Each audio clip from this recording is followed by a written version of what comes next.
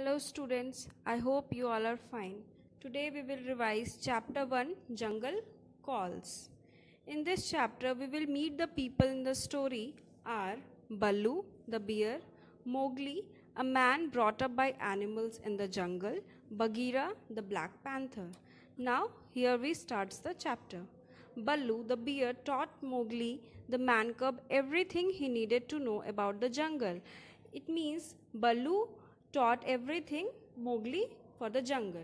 Mowgli knew how to tell if a branch was rotten before climbing on it. He knew how to speak politely to the wild bees if he come upon a hive.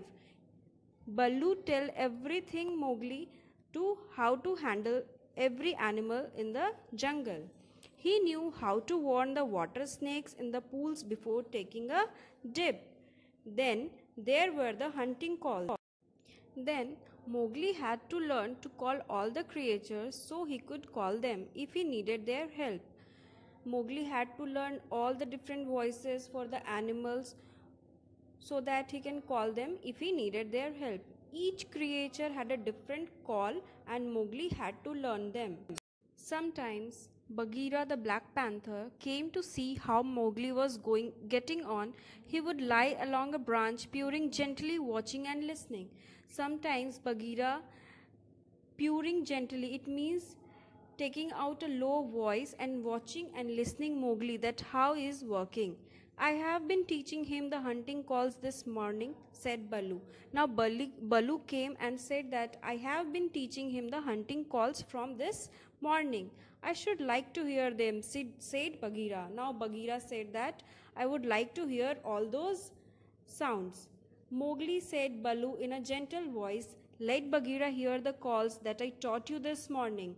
Now Baloo said to Mowgli that yes, please hear the calls that I taught you this morning.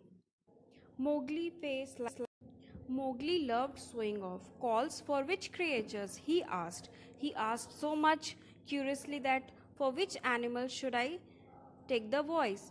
The jungle has many tongues, I know them all. And he said proudly that jungle has many languages and I know all of them very well. Then laughed Bagheera. Tell me how you would call the kite.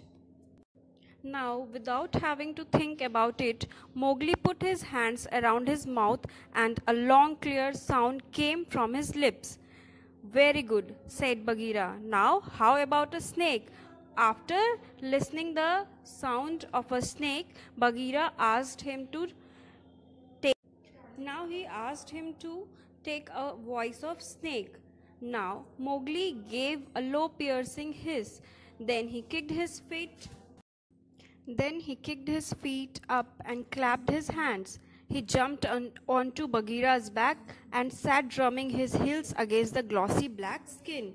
Mowgli fastly jumped onto Bagheera's back and clapped on his black glossy skin.